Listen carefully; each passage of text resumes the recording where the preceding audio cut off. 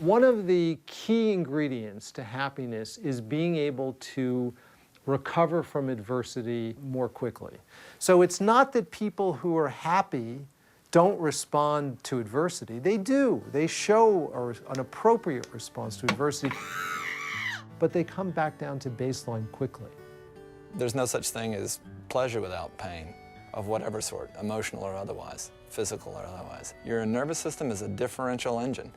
It looks at differences, it looks at contrast. That's all it cares about. It integrates information by integrating a bunch of little differences and things. What do you want out of life? To be successful, to be happy, and to live a long, healthy life. What's going to make you successful and happy? What will make you feel like you're successful and happy? Right now, money. Yeah, lots of money. We're told in our society that the way to be a competent person, the way to be a good person, is to make a lot of money. In the last 50 years, economic growth has gone up a lot. In America, for example, we're about twice as wealthy as we were 50 years ago.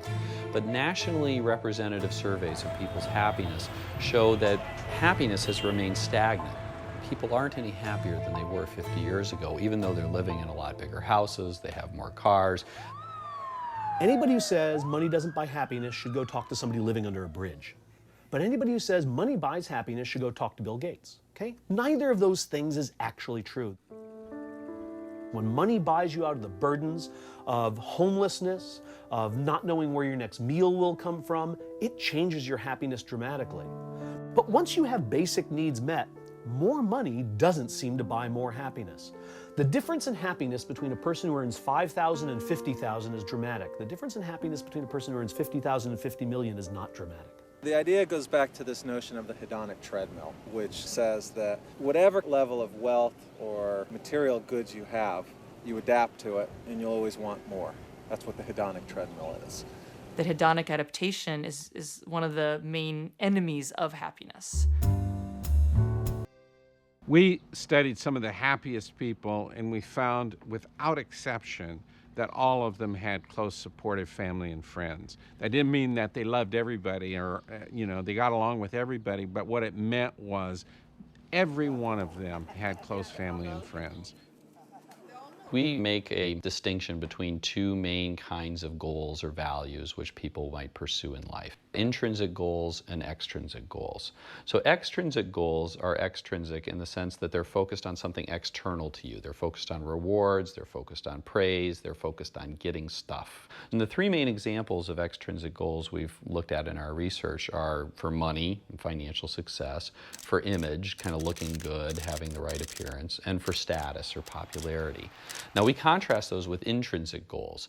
Intrinsic goals are inherently satisfying in and of themselves because they have to do with intrinsic psychological needs that all people have.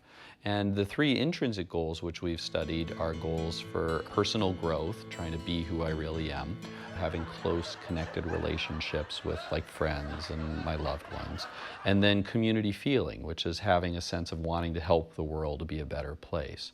We found that intrinsic goals are on the exact opposite side of value systems compared to extrinsic goals, okay? They're in opposition with each other. The other thing we know from a decade of research at this point is that people who were more oriented towards money and status and image were reporting less satisfaction with their lives. They were more depressed, more anxious. We found that they felt less vital, less sort of energized in their day-to-day life. On the other hand, intrinsically oriented people were more happy. They were reporting more vitality, less depression, less anxiety. If our values are a key component of happiness, that may explain one of the anomalies in international happiness research. According to an increasing amount of data, Japan is the least happy of the wealthy industrialized nations.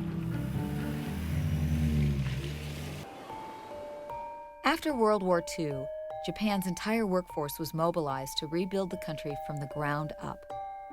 For decades, they emphasized economic growth and material prosperity above all else, and their achievements were the envy of the Western world. But those achievements have come at an awful price.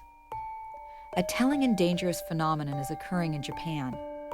People are working such long hours and enduring so much stress that they are literally working themselves to death.